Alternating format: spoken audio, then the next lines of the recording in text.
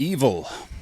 Is there a difference between resisting evil and renouncing it? This is a big part of the reactionary process within the simulation, and how not. I'm going to teach you how not to keep recreating the events that you don't want in your life anymore.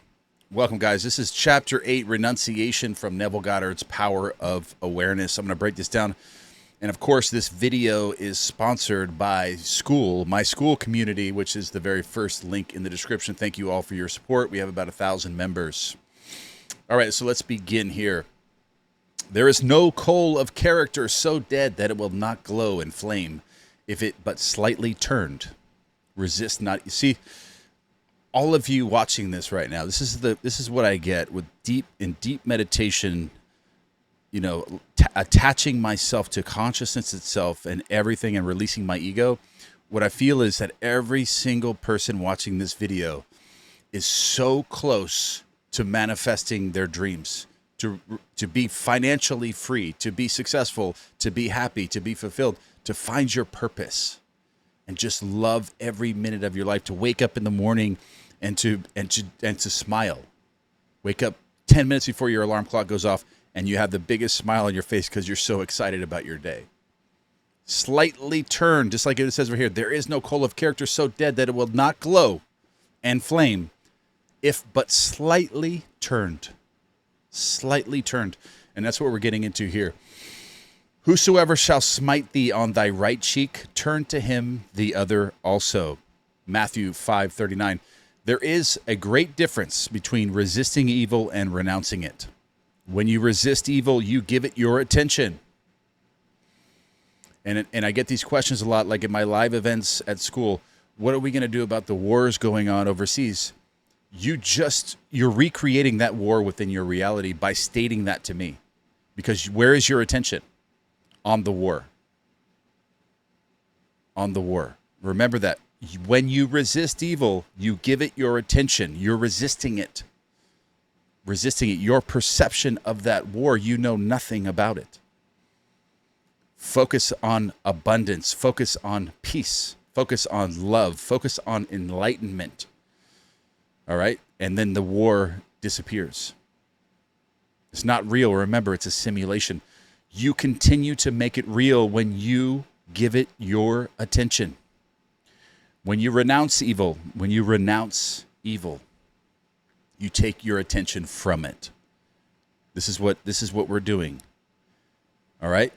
When you renounce evil, you take your attention from it and give your attention to what you want, what you desire, the world you want to see. And that's what shifts. That's what stops the war. That's what stops the war. Now is the time to control your imagination and give beauty for ashes, joy for mourning, praise for the spirit of heaviness, that they might be called trees of righteousness, the planting of the Lord, that he might be glorified. Isaiah 61:3. You give beauty for ashes when you concentrate your attention on things as you would like them to be, rather than on things as they are. Remember, the wars. You give beauty for ashes when you concentrate your attention on the things as you would like them to be. Do you want that war going on? Then no. Then where is your concentration supposed to be? On peace, on love, on abundance.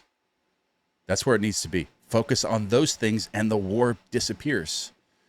Give joy for mourning when you maintain a joyous attitude regardless of unfavorable circumstances. And this happens when you are at a super high frequency, okay? If you're living in your wish fulfilled, you're in flow state.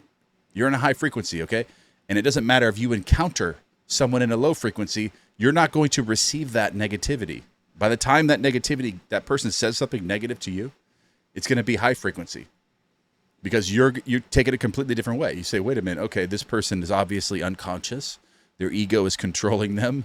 They don't know. I mean, you feel sorry for them, and you give them more love. You're in a high frequency.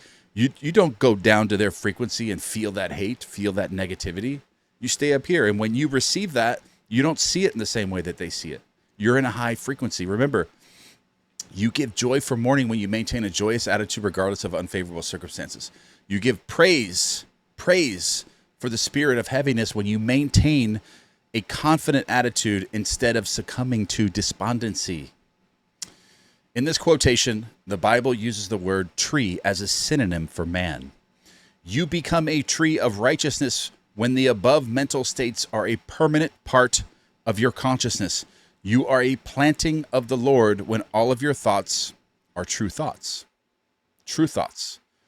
When he is, I am, as described in chapter 1. I am is glorified when your highest concept of yourself is manifested. Your highest self is speaking to you now. And I am is glorified when your highest concept of self is manifested. When you have discovered your own controlled imagination through your controlled attention, concentrated attention, present moment awareness, that is your savior. Your attitude will be completely altered without any diminution or religious feeling. And you will say of your controlled imagination, right here, this is one of my grandfather's favorite quotes.